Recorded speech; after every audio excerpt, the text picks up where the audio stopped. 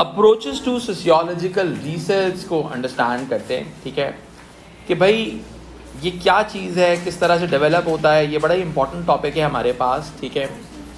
और इस important topic को अंडरस्टैंड करने के लिए हम अप्रोचेस की बात करें कि हमें अगर रिसर्च कंडक्ट करनी है तो उसकी अप्रोच क्या होनी चाहिए, ठीक है।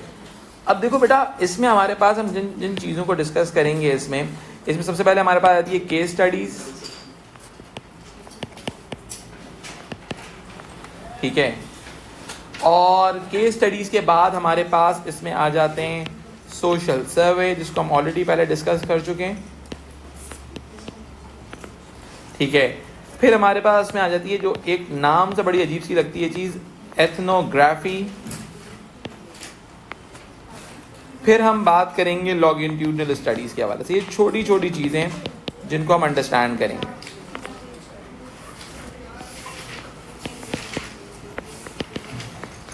ठीक है जी।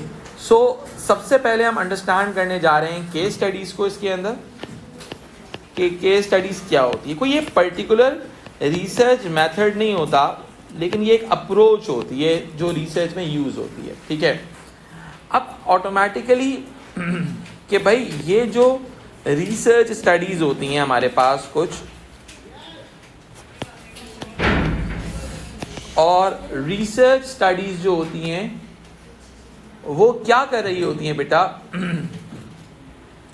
जो एक्चुअल में कैरेक्टरिस्टिक्स दिखाती हैं, कैरेक्टरिस्टिक्स ऑफ अ पर्टिकुलर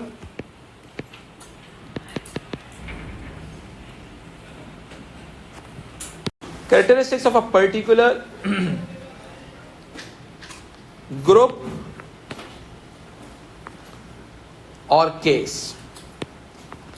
कोई एक केस के इंसिडेंट्स को हम एनालाइज कर रहे होते हैं इसके अंदर, ठीक है। हमारे पास इसमें एग्जाम्पल आती है बेटा वेस्टवुड की। इन्होंने क्या किया था, Westwood 12 month participant observation, Westwood 12 month participant observation,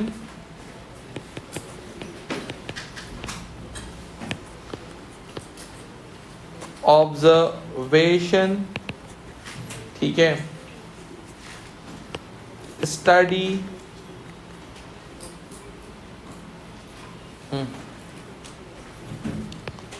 of female workers in Stitchco factory. अब देखो, इसको जो रिप्रेजेंट किया जाता है, एक स्टडी कर ली, उसको एक केस के तौर पर प्रेजेंट किया जाता है, स्टिचको फैक्ट्री, ठीक है। ये इसमें यूज हो रहा होता है, ठीक है। ये जो रिसर्च, ये कोई रिसर्च मेथड नहीं होता। Case study is not a research method,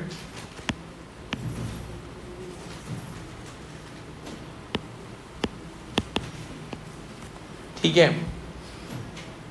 ये एक सिर्फ एक टेक्निक होती है, it is just a technique to present the result, ठीक है, कि आप उसके अंदर डिफरेंट लोगों को यूज कर रहे होते हो, ठीक है। जैसे कि भाई बहुत सिंपल सी बात है, आप क्वालिटेटिव डेटा के अंदर एलिमेंट्स को यूज कर रहे होते हो और आप उसको प्रेजेंट करते हो कि यार ये चीज इस तरह से डेवलप हो रही होती है, ठीक है।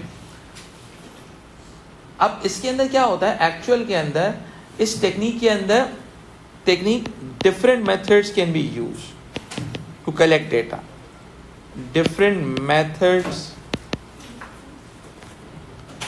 can be used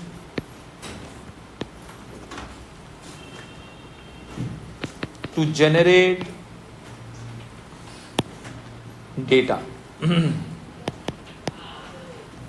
कई मर्तबा ये जो मेथडोलॉजीज होती हैं बेटा, ये एक्चुअली क्वालिटेटिव होती हैं, जिसको आप एनालाइज करने के लिए केस स्टडी बिल्डअप करते हो आप, ठीक है जी।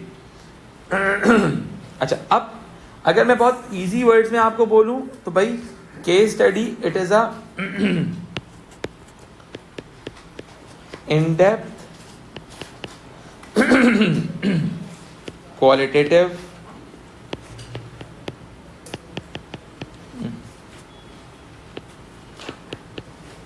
study of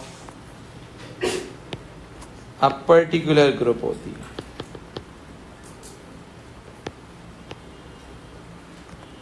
ठीक है बेटा, यहां तक क्लियर होती है?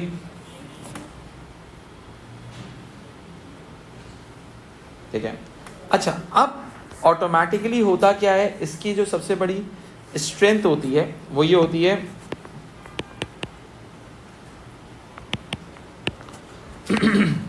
इसमें आप क्या करते हो, फोकस ऑन, एक सेकेंड,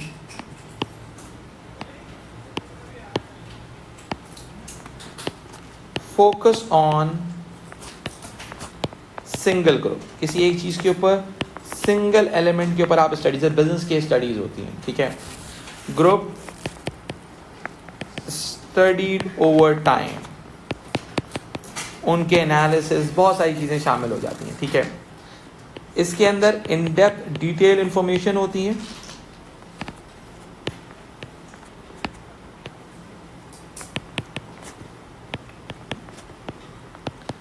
डिटेल्ड इंफॉर्मेशन होती है.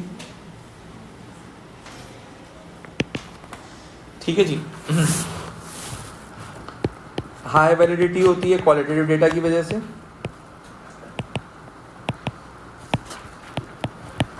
बिकॉज ये क्वालिटेटिव फॉर्म में प्रेजेंट होती है. ठीक है जी. अच्छा, इसके अलावा दूसरी चीज़ क्या होती है, सैम्पल्स जो होते हैं ना इसके अंदर, जिस पे आप स्टडी कर रहे होते हो, जिसको आप प्रेजेंट कर रहे होते हो, it's an approach to, normally case studies an approach to present the results. आप रिजल्ट्स को प्रेजेंट करने के लिए यूज करते हो. ठीक है. इसके सैंपल स्मॉल होते हैं, माइक्रो होते हैं. सही है. लाइक बहुत सिंपल सी बात है, अगर मैं बहुत सिंपल सी एग्जांपल ले लूँ तो हमारे पास वेस्टवुड की स्टडी के अंदर क्या था बेटा, एक फैक्ट्री थी खाली.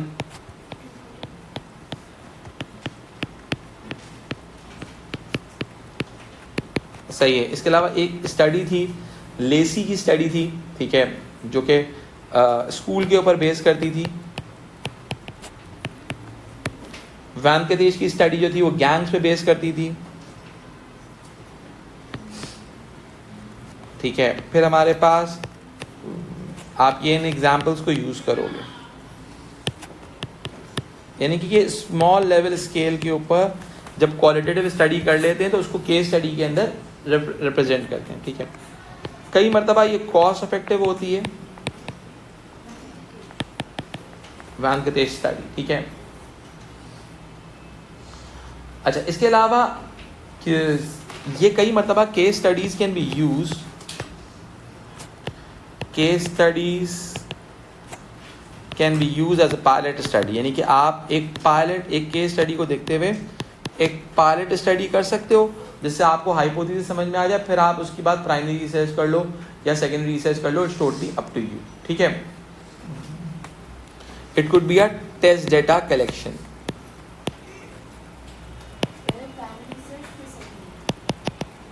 बेटा ये सेकेंडरी हो गई ना, ऑलरेडी आपके पास कहीं से डेटा आप यूज कर रहे हो, फिर आप प्राइमरी रिसर्च करते हुए अपने एनालिसिस जब बेहतर बनाओगे अपना. ठीक है. सो ये ऑटोमेटिकली आपके पास क्या हो जाता है, ये सारे स्ट्रेंथ्स बिल्ड हो जाते हैं कि आप लार्जर स्टडी से पहले आप ऑलरेडी केस स्टडी को एनालाइज कर चुके होते हो, तो आपको पता चल जाता है कि what's going to be happen.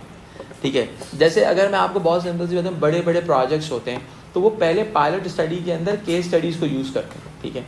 And then they move forward with anything else. ठीक है. आगे बढ़ते हैं जनाब. यहां तक समझ में आ गया आप लोगों को?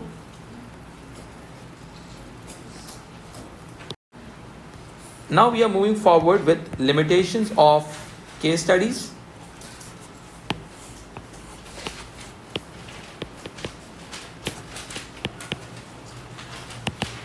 ठीक है.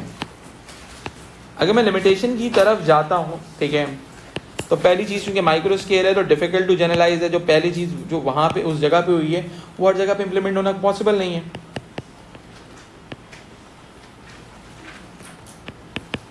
ठीक है जी। फिर आपके पास रिप्रेजेंटेटिव सैंपल्स नहीं होते, डिफिकल्ट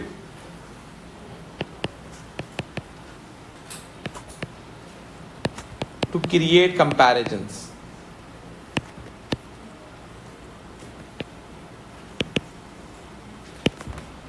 ठीक है। इसके अलावा कई मर्तबा प्रैक्टिकल लिमिटेशंस भी होती हैं इसकी। प्रैक्टिकल लिमिटेशन का मतलब क्या है कि इसको प्रैक्टिकली भी प्रेजेंट करना डिफिकल्ट होता है या प्रैक्टिकली एनालाइज करना भी डिफिकल्ट होता है। सही है।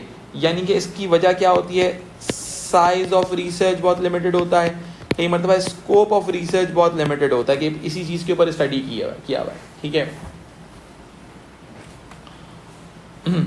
अच्छा, इसके अलावा क्या होता है कि इसके अलावा case studies means that they make a higher demands on the skills of researcher. ठीक है।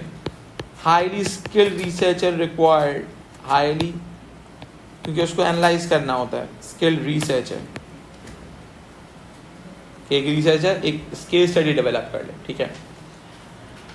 इसके अलावा ऑटोमेटिकली क्या होता है कि एक्सटेंसिव डिटेल क्वेश्चनिंग रिक्वायर्ड होती है, ऑब्जर्वेशन रिक्वायर्ड होती है, तो वो एक बड़ा ही कोई डिफिकल्ट, जो ऑब्जर्वेशन की स्टडीज़ में प्रॉब्लम आता है वही आप केस स्टडीज़ में भी यूज़ कर सकते हो। ठीक है। तो यहाँ पर हमें क्या समझ में आता है कि हमने एक बेसिक लिमिटेशंस बिल्डअप कर दी इसके हवाले से। इसके अलावा सब्जेक्टिविटी की वजह से इसके अंदर वो भी प्रॉब्लम हो सकता है। क्या हो सकता है बेटा, बायसनेस का प्रॉब्लम भी हो सकता है। हाँ, जो ऑब्जर्वेशन की वीकनेसेस हैं सारी वीकनेसेस इसके अंदर शामिल हो जाएंगी। ठीक है जी। अच्छा जी, अब हम थोड़ा सा आगे बढ़ते हैं इस कहानी को लेके, ये जो अप्रोचेस को डिस्कस करते हुए।